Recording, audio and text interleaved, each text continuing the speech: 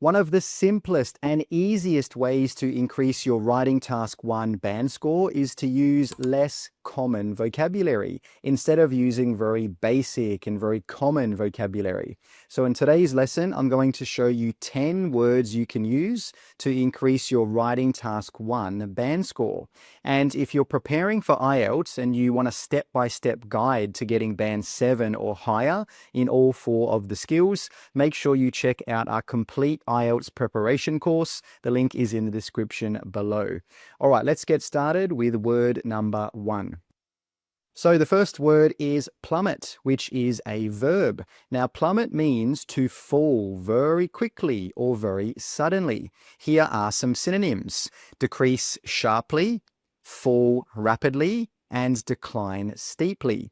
So have a look at this chart on the right-hand side of the screen now. You can see at the end of the period, there's a big drop. So that's where we can use plummet. So here's an example. Tourist numbers plummeted in 2020 to 18 million. Alternatively, you could say something like the number of international visitors plummeted from 40 million in 2019 to just 18 million in 2020. So plummet is a great word to use if there's a really big drop. And remember, most of the time it's used as a verb. All right, let's move on to word number 2 now, which is soar. Now, soar is also a verb, and it has the opposite meaning of plummet. It means to rise very, very quickly. Now, here are some synonyms: increase rapidly, or rise quickly, or rise sharply. So again, have a look at this chart on the right-hand side of the screen. You can see in April, things start to change. There's a really big increase. So that's where we can use the word soar. So for example, we could say the price of petrol soared in May, rising from $1.20 to $1.75 per litre.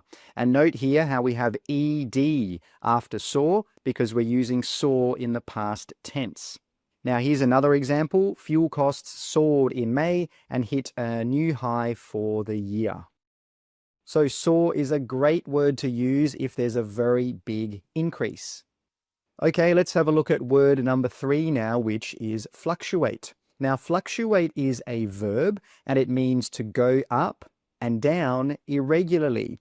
Here are some synonyms: vary or change. And here are some collocations: fluctuate significantly, slight fluctuation. Note here how we have changed fluctuate as a verb into a noun, fluctuation. And the last collocation is fluctuate over time. So let's have a look at this chart.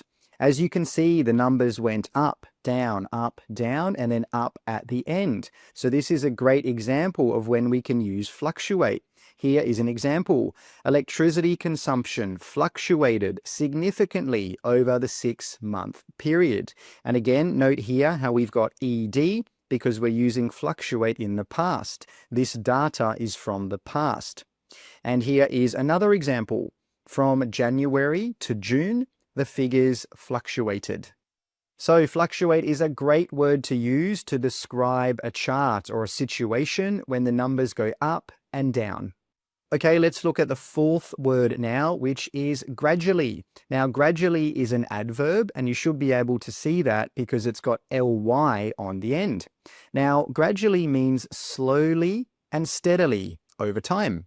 Here are some synonyms: slowly and little by little. And here are some collocations. You can say verb plus gradually. So for example, increased gradually. You can say a or an plus gradual plus noun. So you can see here for this second collocation, we're not using ly because we're using gradually as a noun. So we could say something like a gradual increase. Now have a look at this chart on the right-hand side of the screen, and you'll see that the numbers, they slowly go up over time. There are no really big increases or big jumps. So this is where we could use gradually. The figures increased gradually over the 6-month period. And finally, online course usage grew gradually each month, showing an upward trend.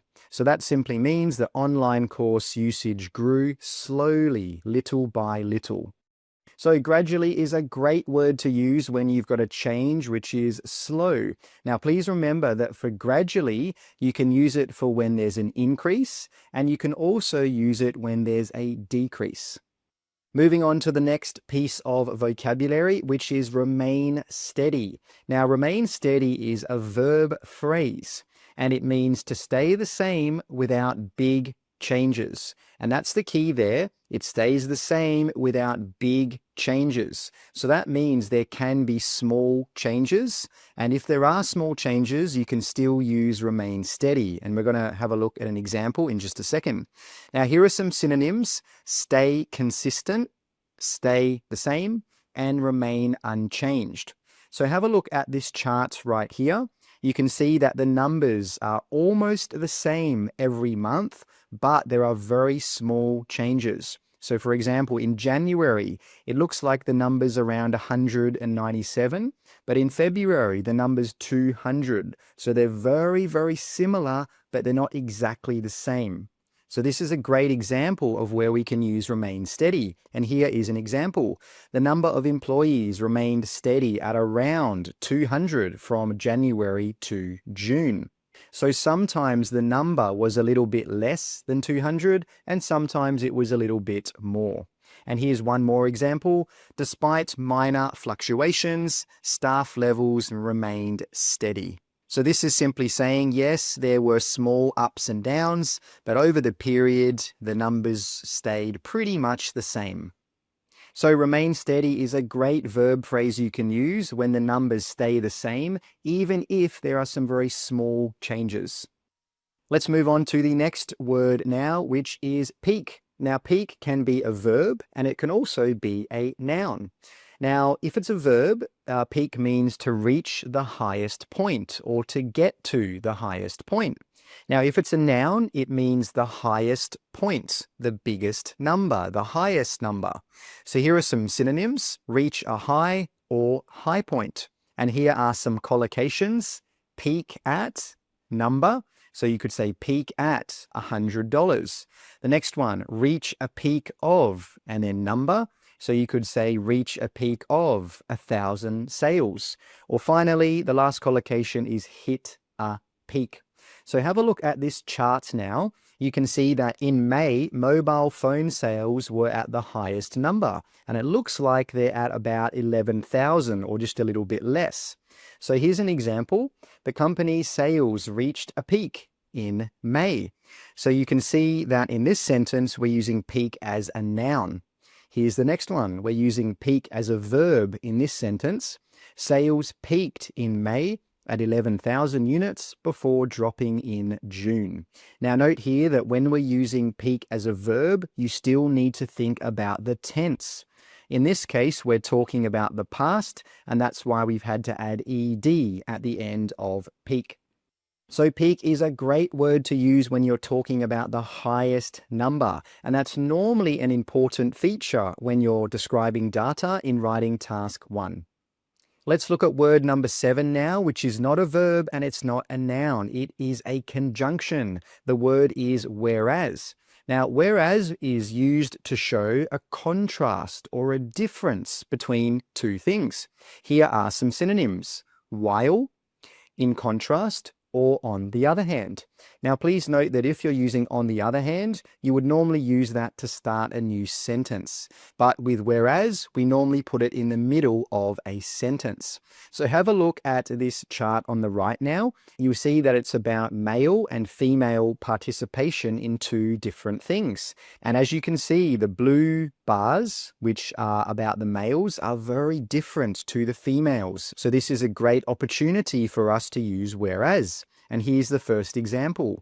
750 females enrolled in university, whereas male enrollment was 500.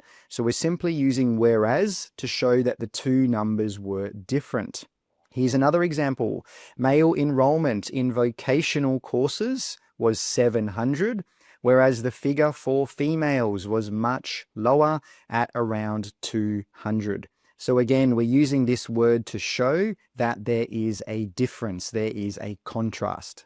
So whereas is a great word to use when you want to talk about two different pieces of data or information that are different. Moving on to word number 8 now, which is decline. Now, decline can be used as a verb and a noun, and it means simply to go down. So here are some synonyms: decrease, drop, and fall. Here are some collocations: decline plus adverb, so you could say decline sharply. Now, if you're using decline as a noun, you could say something like an plus adjective plus decline. So you could say a sharp decline. And the final collocation is decline in something. So for example, a decline in numbers. So let's have a look at this chart right here. As you can see, the number of newspaper readers is clearly going down. It's decreasing. So we can use decline here. The figures declined steadily from 5.5 million in 2015 to 3 million in 2020. So we're simply saying that the numbers went down. And here's another one. We're using decline as a noun here. There was a decline in numbers over the 5-year period. So that simply means there was a drop or a decrease in numbers. So decline is a great word you can use to describe some data or information that has a downward trend. And it just sounds a bit more professional than simply saying went down. Let's have a look at word number 9 now, which is proportion. Now, proportion is a noun, and it means a part or a share of a total amount, and it's normally a percentage. So here are some synonyms: percentage and share. Here are some collocations: a large or small proportion. So that would simply mean a large part or a small part. And you could also say the proportion of something. So for example, the proportion of sales. So let's have a look at this chart or this pie chart on the right here. And you see it's talking about daily activities for adults. So just quickly pause the video and think about how could you use proportion here? Well, if you had a chance to think about it, you could say something like this: the proportion of time spent on leisure activities was just 20%. So this simply means the part or the share of time that was spent on leisure activities was 20%. Here's another example: a large proportion of time was spent on work, which accounted for 40% of the total. So again, this simply means a large part of time was ... Proportion is a great word to use when you're talking about the percentage of something, and it's normally used when you're writing about pie charts. Okay, let's move on to word number 10, which is marginal. Now, marginal is an adjective, and it means very small, very, very small. So here are some synonyms. We got slight, minimal, and small. Here are some collocations: a marginal increase or a marginal decrease. So that means a very small increase or decrease. Or alternatively, you could use marginal as an adverb by simply adding ly. So you could say verb plus marginally. So you could say something like dropped marginally. So let's have a look at this chart on the right here. And you see that it's about the number of gym memberships. The numbers went up very slowly. You can see it's a very small increase. So this is a great example of where we can use marginal. Here is an example. There was a marginal increase. So we're using marginal as an adjective here. A marginal increase in gym memberships from January to June. So this simply means there was a very small increase in gym memberships. And here is marginal being used as an adverb. The number of gym members rose marginally each month. So this simply means the number of gym members went up very slightly each month. So marginal is a great word to use if there's a very small change. Now, they were some words for writing task 1. If you want to learn some words that you can use to increase your band score in writing task 2, check out this video right here. Thanks for watching. Take care and good luck with your studies.